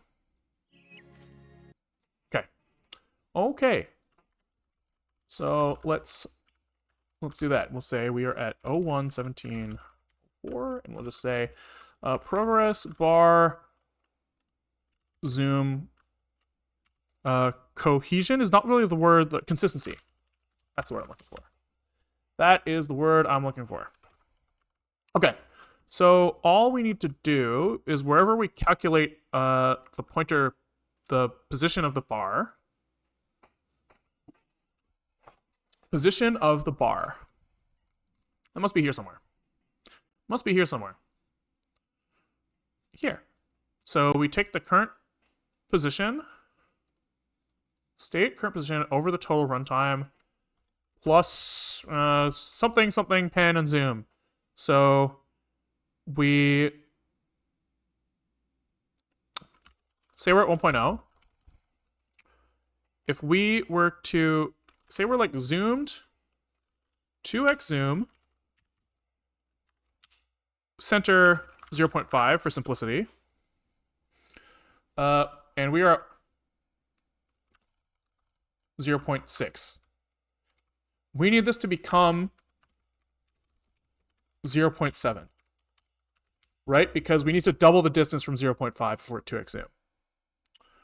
So it's like pause minus center times zoom plus center. I think. That's probably right. Pause minus center times zoom plus center. Yeah, that feels right. I've kind of derived that based off one case, but surely that one case extends to all cases, right? So we're just going to take let progress norm is equal to this, the normalized progress, and then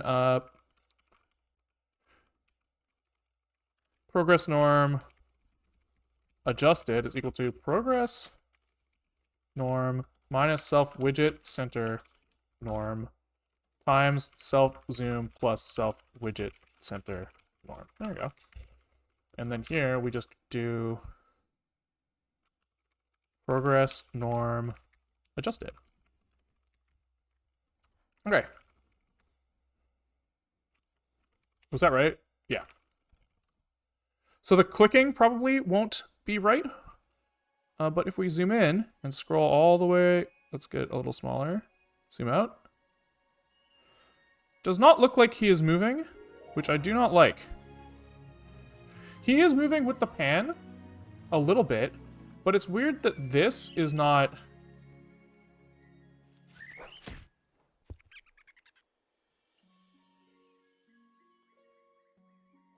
Yeah, it's definitely moving at the right rate. So the zoom application is correct, but the pan application is wrong.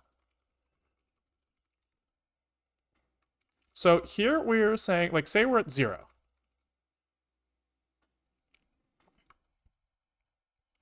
Okay, let's say that the center is 0, the progress 0, right? For any zoom level, these should be the same.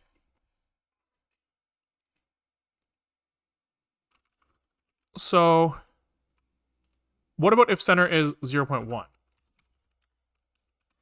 If the center is 0.1 and the progress is 0.1, the progress should be at 0.5. Right? Yeah. So wherever center is becomes 0.5. So pause minus center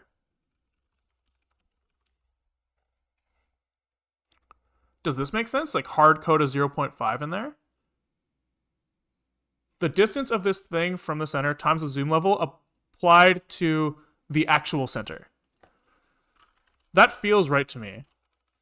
But so did the other thing. So, you know, what the fuck do I know? You know?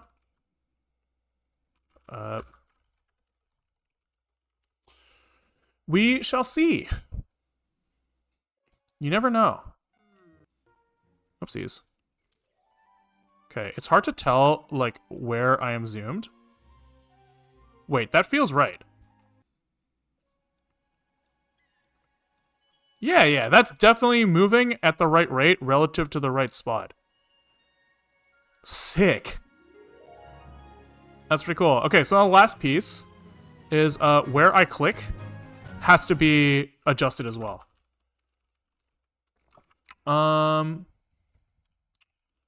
Where I click has to be adjusted as well. I'm getting kind of lost, to be honest. There's a lot going on here, so maybe we'll make a converter position audio widget pause converter. And he's gonna have kind of like this stuff. And then we can start like breaking out these calculations into like things that we have named. I don't know if that makes sense, but maybe it doesn't actually. Maybe because I think that it might just be one place for each of these. Surely there's like one that is the inverse of the other. Surely. So we'll make one that's like we have like two coordinate systems. One is the normalized position in rectangle space, right? So basically like where we clicked. Arguably, you have more than that. We have pixel clicked in window space, normalized position in rectangle space, which might just be an intermediate, and then we have normalized position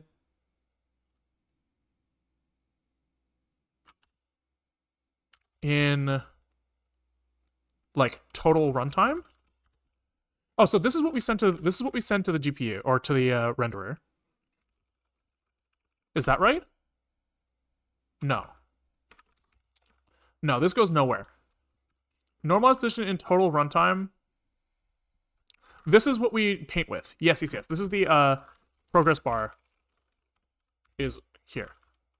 And we have to go from pixel clicked in window space to position audio, and we have to go from position in audio to normalized position in rectangle space. These are the two conversions we have to do. So we'll start with that. What we just did was like audio to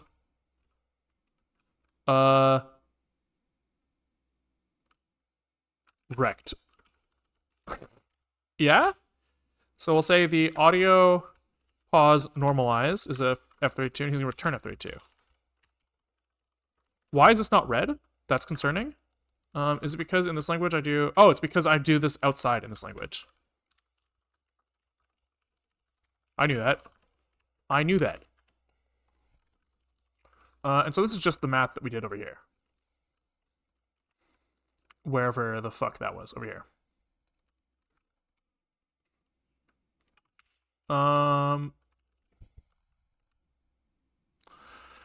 El Cool and Q, hello. Hello, hello.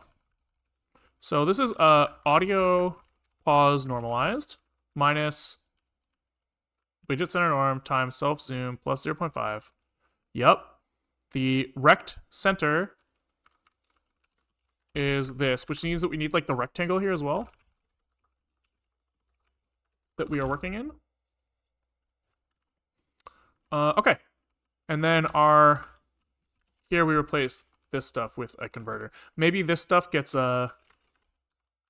Rust bullshit associated with it. Right? So we were like, we don't actually want to own these things. We just kind of want to use them temporarily while we do our conversions.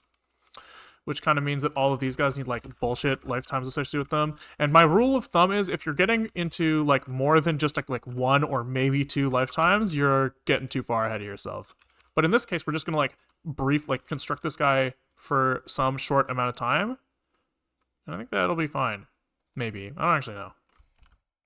Does it make sense for this to be like a structure with member functions like this? I feel like it does, because like I don't like the idea of having to call this function with like 4 parameters. I feel like it makes sense to be like, okay, we have a converter that acts on these things, right? We have like converter is a audio widget pause converter. And he acts on zoom, which is self zoom, and widget center norm, which is just and self widget center norm, and rect, which is just the rectangle. Arguably, using references here is a waste of our fucking time as well. But you know, it's fine. I'm kind of hoping that the compiler will optimize those references out and just point to their positions on the stack without like doing pointer copies. But you know, if it does that, who cares? Really, it doesn't matter. It never matters. It never matters. So here we will just pass in this. Yeah. Okay. Let progress rect cx is equal to this. And then we just kind of hope that works. Oops. We return this now. We need to say, hey, you have some lifetimes associated with you, but you can figure it the fuck out, Rust compiler. I believe in you. Fuck off, fuck off. We need to write the lifetime thing here. What's he fucking mad about now? Expected while, for, loop, or brace after label. Oh, so here I don't write that. Of course. Why would I? Why would I think that you write the thing that you write everywhere else? That's stupid. I should never think that. Oh, I don't put a semicolon here in this language. So everything should just still be working. If I center this here. Yep, feels good. Feels good. Shut the fuck up. That's really loud. Ow, my ears. I hope that didn't like blast your guys' ears as well. And I'll just do function. We are clicking in rect space and we're trying to go to audio norm. We'll just call it audio here. So this is x pause rect is F32. We're going to return an F32. And it's kind of just this shit backwards, right? Right? So we say x pause rect minus self rect left.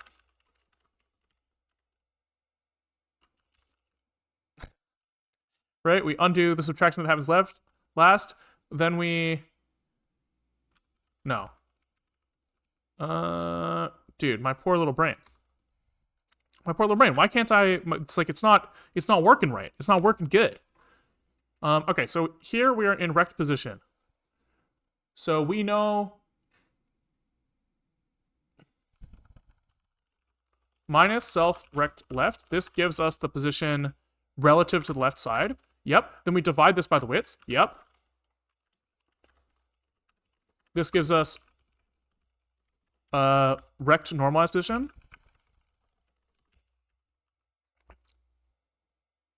which we need to then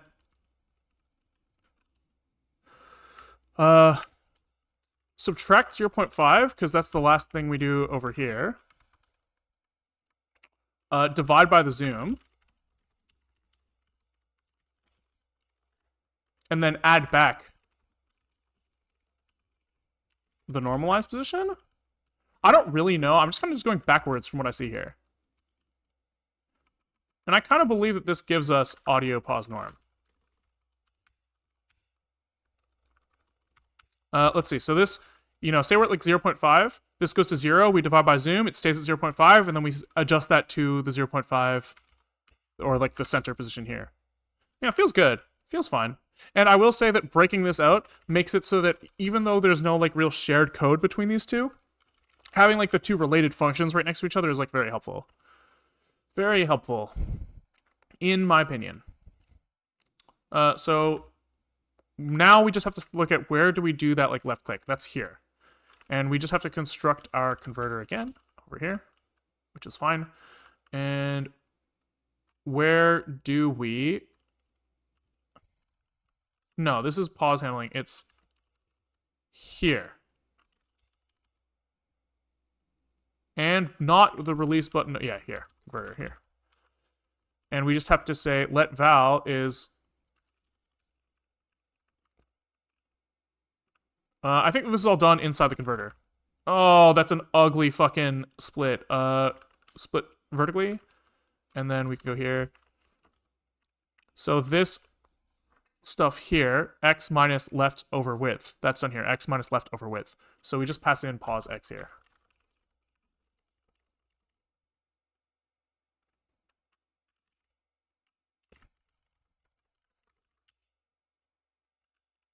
Let audio pause normalized is equal to this.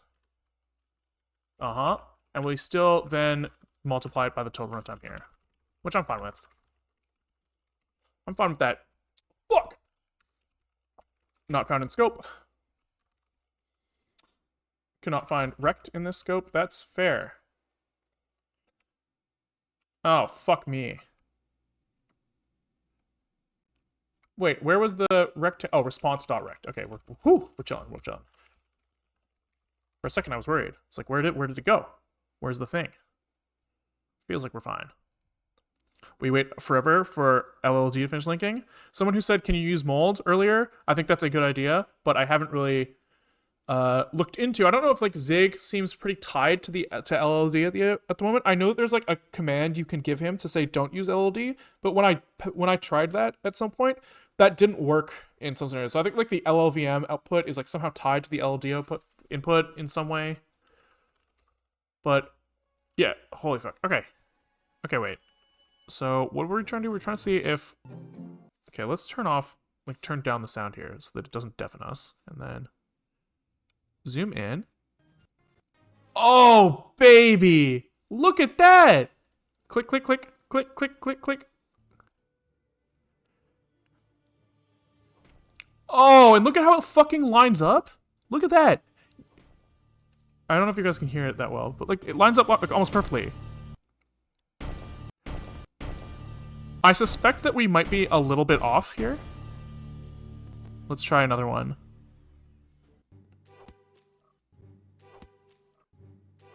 Yeah, I do feel like the audio waveform might not be aligned correctly.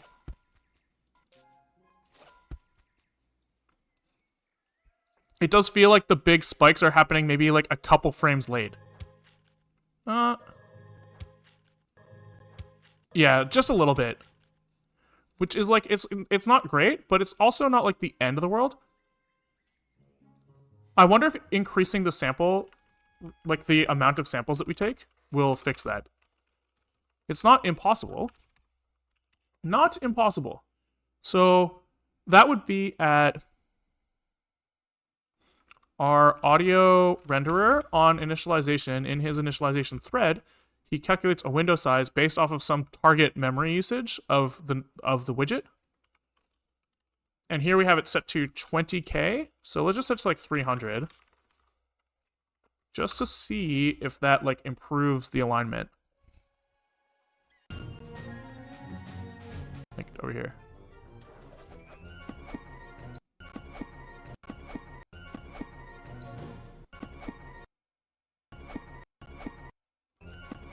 It's pretty off, right? Like, I can hear that this is like here.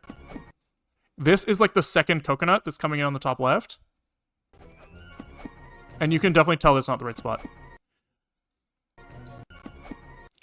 But I guess the question is, does it line up with where in the video that happens?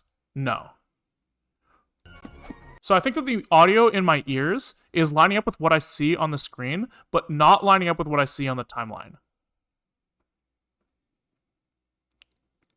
Like, this frame should be this. Okay, let's go to the very beginning. Like, surely at the very beginning, we are lined up. Right? Or else, how, like, there's data at the beginning. So it's like we're drifting.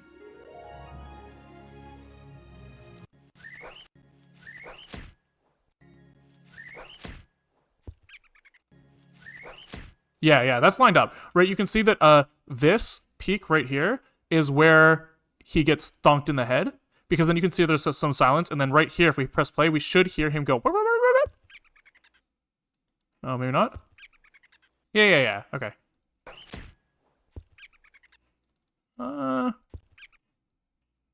No. No, that's not right. I feel like this is here. Okay, wait. Let's see. I'm trying to listen for it.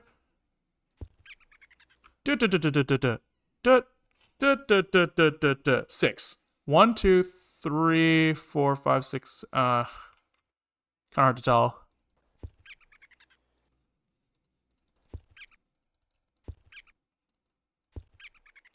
It could be that this is like the thump, and this is the guy going wee, wee, wee, wee. In which case that does line up.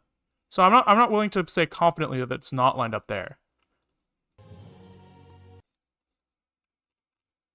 Maybe find and record a video with distinct spikes. That does make a lot more sense than what I'm doing here. Like, a lot more sense.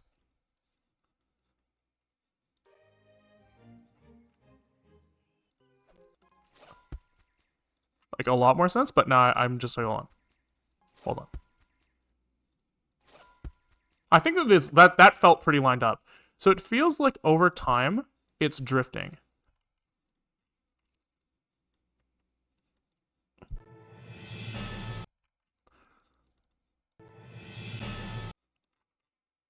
Interesting.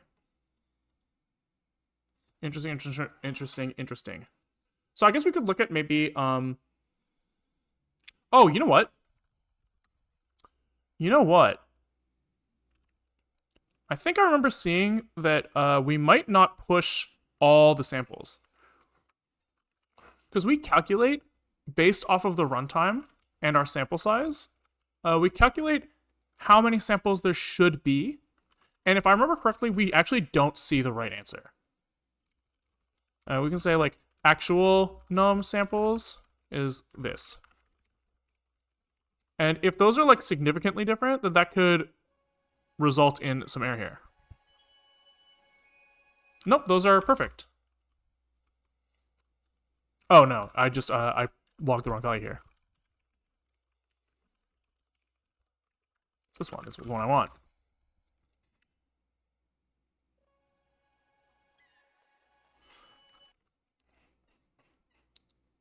Yeah, those are different. Not, like, really, really different, but different enough that I'm kind of confused. A little bit that I'm confused. Here's what we should do.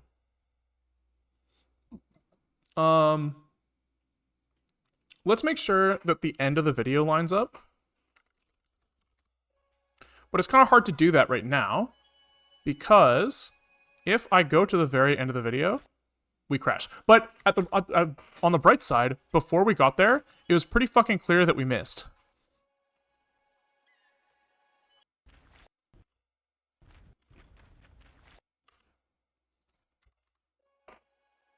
Clearly a classic off by 17 problem. Yeah. Okay. Yeah. So the audio timeline is too long.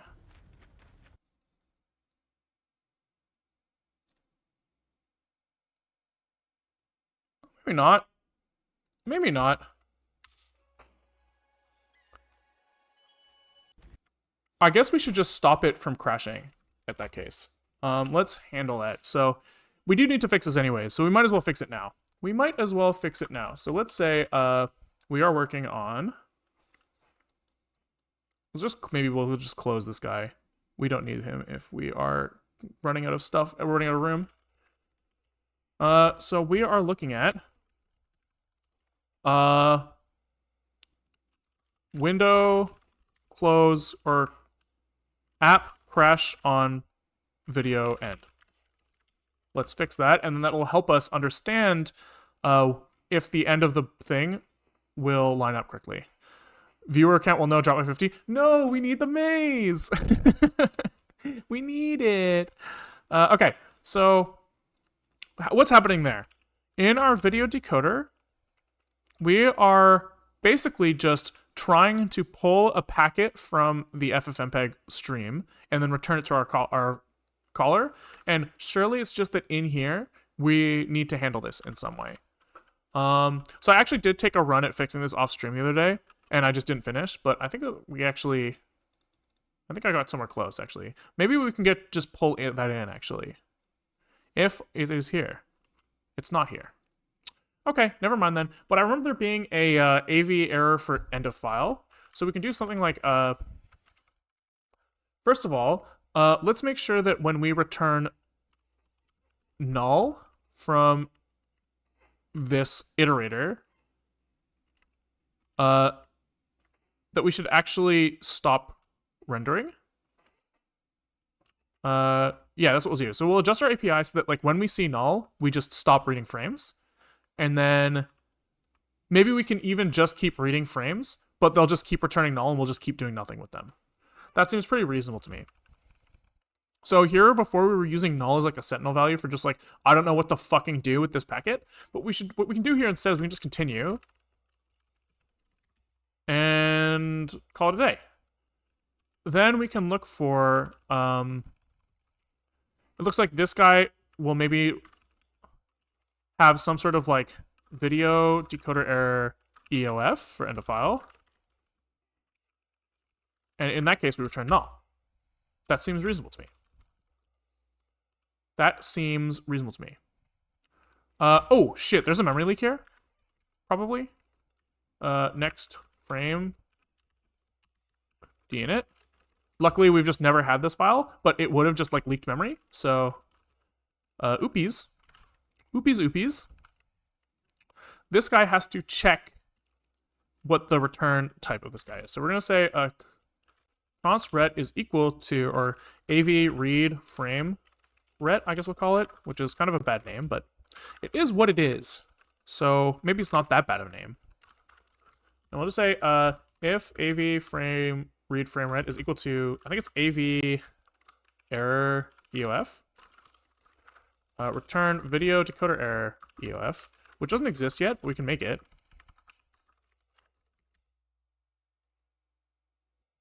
And since this guy already returned null, it's possible that everyone else already handled it correctly.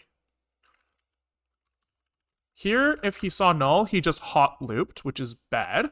So here we should just also break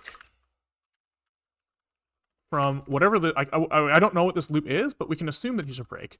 And this is our audio processor loop. So yeah, that means that we're fucking donezo, which is totally fine. That is exactly what we should be doing here. And then where's the other usage of this guy? There's only one other usage of this guy from the app. And here he just says, if the frame is null, then continue. And that's not what we should do here. Here we should break. And here we will just say that maybe the next video frame is null. So here we'll actually return null, which is simple. Then here, whoever uses this guy is going to have to adjust for that. So what's going on here? This is on init, so we'll just say or else panic. We need to have at least one frame. How do you panic? Debug panic. Video should have at least one frame, I think is a reasonable error message here. I guess we don't have to panic. We can just return an error. So we can just do this, and we can say stood log error. Video should have at least one frame. And later, when we try to run this on only audio, we'll get mad at ourselves. Yeah, there's nothing really like stopping us from just showing invalid memory. Maybe, right? Like our frame renderer will have some sort of like default GPU buffer that is just filled with some sort of default data. And we can just display that. It's like not really great, but maybe we'll do a warning here and say no video frames, but then we'll just keep going. So here we can say if this shit. Yeah, and then we say else. We just log a warning. Yeah, sure. Yeah, it seems reasonable. There's nothing stopping us from doing it this way. It might break somewhere else, but there's no, That's annoying. Okay, never mind. We're going back. It is an error because I don't want to deal with the fact that it's used down here. Okay. Who else uses this guy? So here, we are seeking to some requested timestamp, and we are iterating frames until we get to the one that we want. So if we hit the end of the file, we just consider that the right one.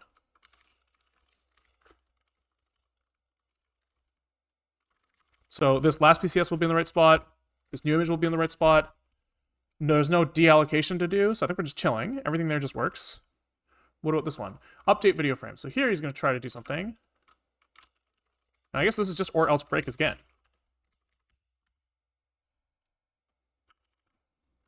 And I think probably we want to ask for a GUI update. No, maybe not. Yeah, that's probably fine.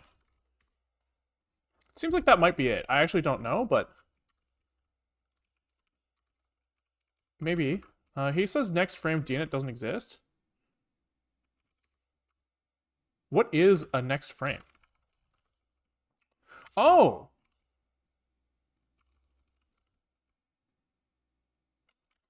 He is related to the frame pool.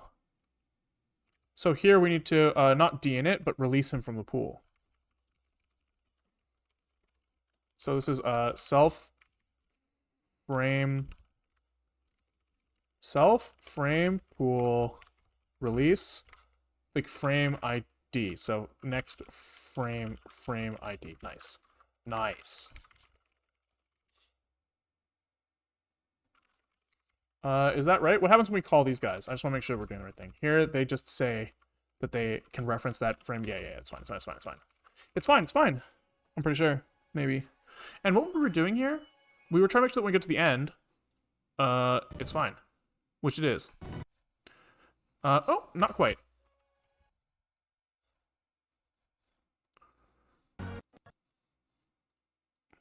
I don't know where that crash came from, to be honest.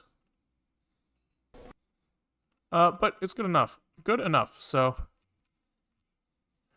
Yeah, it does look like the audio samples are going over the edge. It does kind of look like that. Audio samples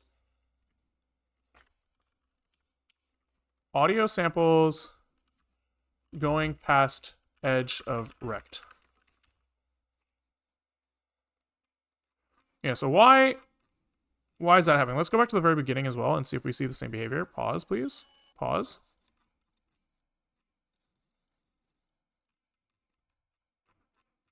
This feels lined up pretty good. It's kind of hard to tell, but it does feel lined up pretty good. It's just the end, which lines up with the idea that it's only off at the end. Does kind of line up with that. It's also interesting that our current position is 0.42 out of 0.46. That's a little odd. Okay, so this is how much he jumps by for one frame. This is more like 2 frames. But this is off by 1 as well. So it's possible that we're not showing the last frame, and that there's an off by 1 error. There could be 2 off by 1 errors here. It feels approximately like 2x that distance. So let's think about that. Let's think about that.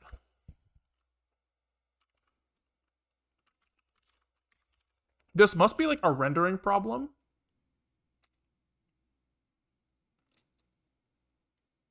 It must be. Could just be the yellow bar position that's off. It could be. Although, I don't know if I think that. But it could be. It could also be that the widget is going past the end.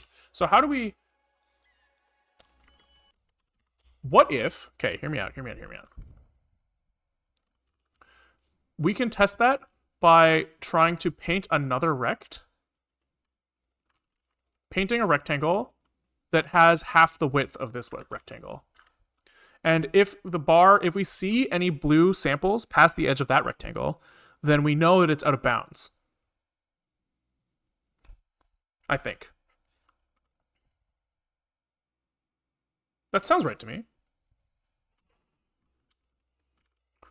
UI painter, fill rect, response, new rect, the half rect we'll call it.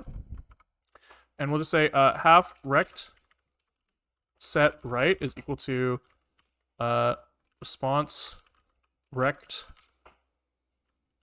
width over 2 plus response rect left. And this is set right like this. And then we can call this half rect with eGUI color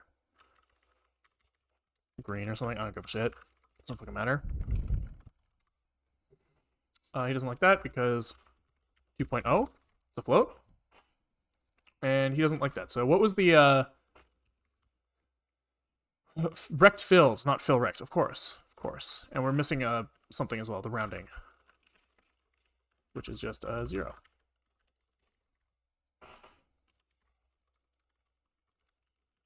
I misspelled response. It's a hard life.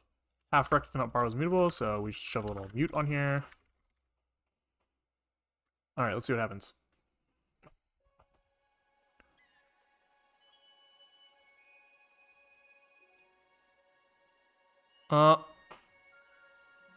Okay. It does seem like we have the same problem where,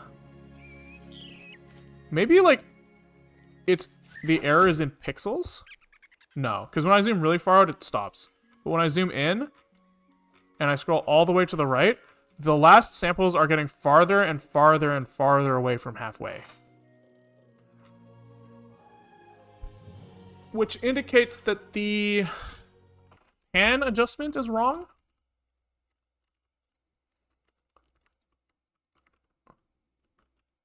So widget center norm is clamped to 0 to 1. So our widget center norm should be 1.0 at that point. Okay, and we are passing widget center norm. I believe we passed that over to the renderer. We do. Here. So the fact that 1.0 is not ending up halfway through the rectangle either means there's a couple options there. We could be giving the wrong scale. I don't actually know how the scale of the widget that's being rendered is being set, because we're kind of just like call OpenGL functions and work in -1 to 1 in OpenGL space and just hope that eGUI puts it in the right spot, which it should, because the paint callback is relative to this rectangle. So it'd be crazy for it not to. Okay, so we pass in the center norm should be 1.0. Our zoom level should be whatever our zoom level is. It's possible that there could be disagreements on the zoom level. Does that make sense? No, because at any zoom, we should see the thing snap to the center. Pretty sure. Okay, let's look at our audio renderer again. And when he renders, he just sets zoom and center norm.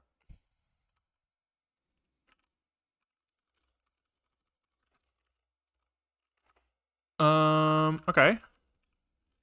And if we go into our vertex shader for the audio renderer, let's do the math to make sure. So at 1.0, center minus 0.5 times 2 is 1.0. In chord.x, minus 1.0 should be 0. So it's possible that incord.x is too big. That's very possible.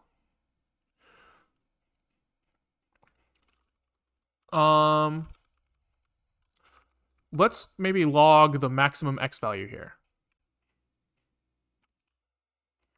Where does this x value come from? It comes from like update something. Update vertex buffer. Certainly this is it. Can we just like... It does kind of look like we're doing this early. We should do this at the end. I don't feel like that should be big enough of a problem, but it does feel wrong to some extent. Let's, at the end of this, print out x norm is equal to some double. No, d for number. D for denumber. And this is x norm here.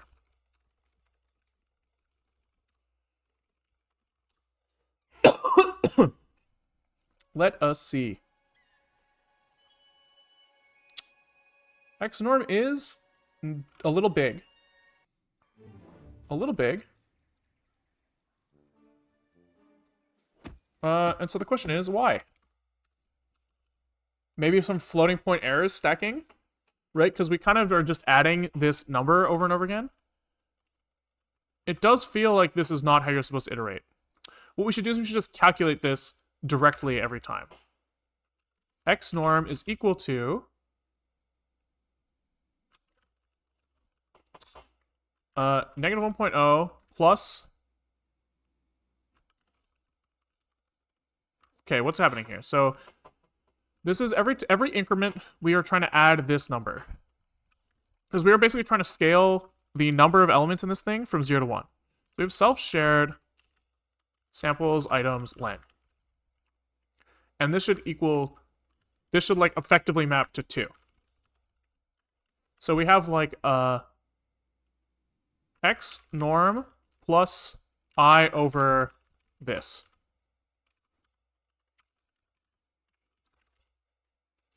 Times 2. So this should be 2 times I in integer space, just to avoid precision errors. Then this is done, this division has to be done as floats.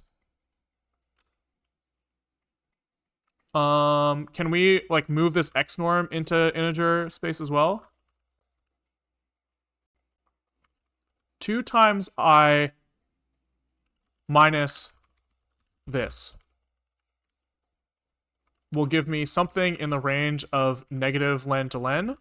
Then we divide that at the end in floating point space, if we believe that there are some form of floating point errors. So we can try that. So we'll just say what? Var x norm is a float, is equal to float from int this. And then we just divide this by this.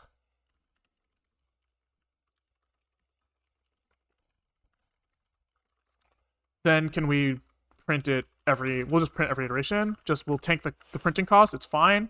It's fine. We'll live. 164. Did I fuck something up? What the fuck did I do? Oh, I commented out my loop? That would do it. That would do it.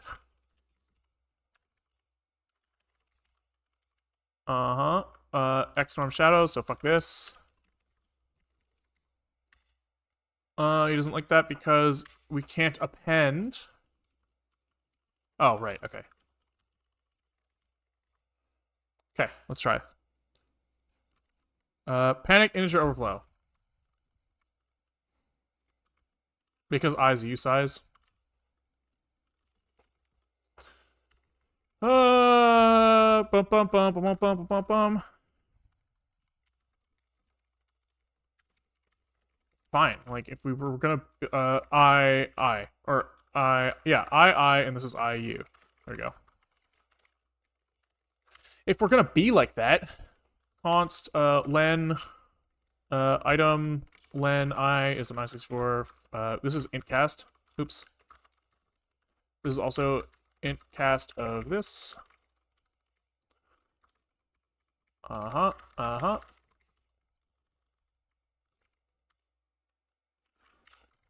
Item len I, and then limits 2 times the index minus this. Yeah, that's right. That's right. I'm pretty sure. Pretty sure. Okay. Okay, let's get rid of these prints, because those are fucking annoying. Actually, it turns out that it's really fucking annoying.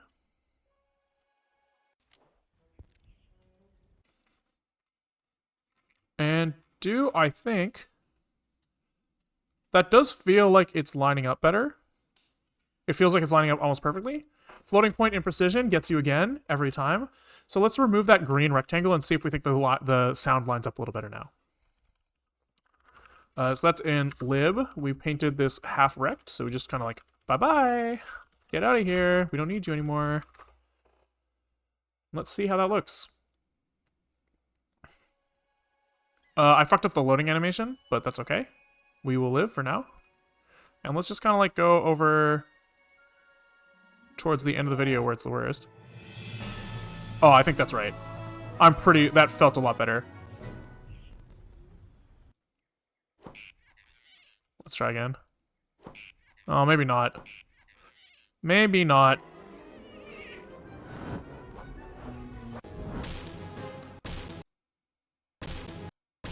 Well, maybe.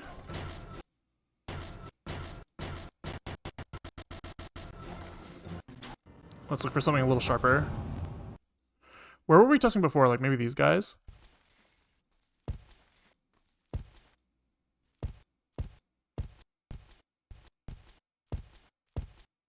Ah, it's still a little off, eh?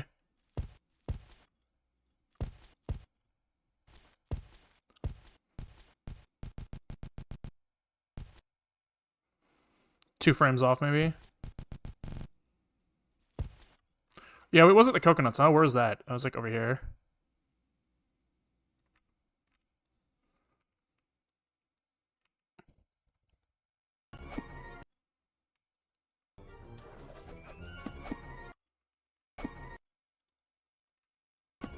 It's a lot better. That's a lot better than it was. It's not perfect, but before we were like way off, right? Like if I remember correctly, the first coconut was happening like before the second one even, or the second coconut was hitting before we even got to the first one.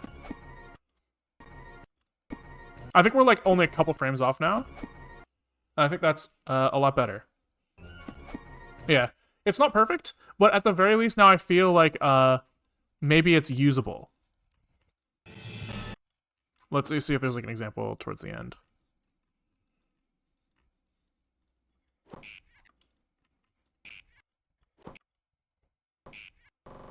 Yeah, so we're hearing it like there, which is fine. That's fine. You know what? I'll take it for now. Is it lining up with the video exactly? Oh, is the audio lining up with the video exactly? That's a really good question. I'm actually not sure. So you're kind of wondering, like, surely the noise happens here in the video, right? When he hits?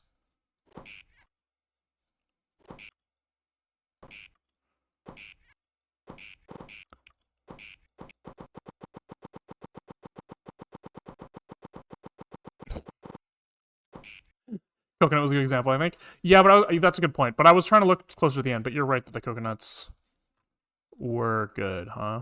I was like, here? Here. Yeah, here it is. Where's the fucking progress bar?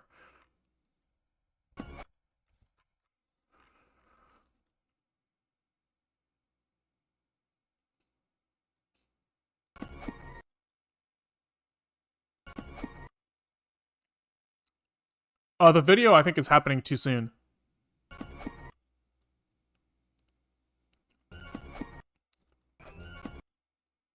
But it's also hard to know because you don't know exactly when it's supposed to line up. So I think probably to get a little closer, we would probably want to pull in like a proper audio, like a proper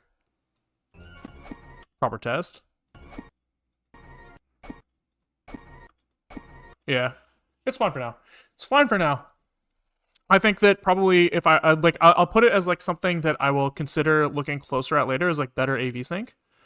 But I imagine that this is going to be good enough. Like if we're talking like the order of where like we're actually hearing this is like what, like a couple, like maybe like 30 milliseconds,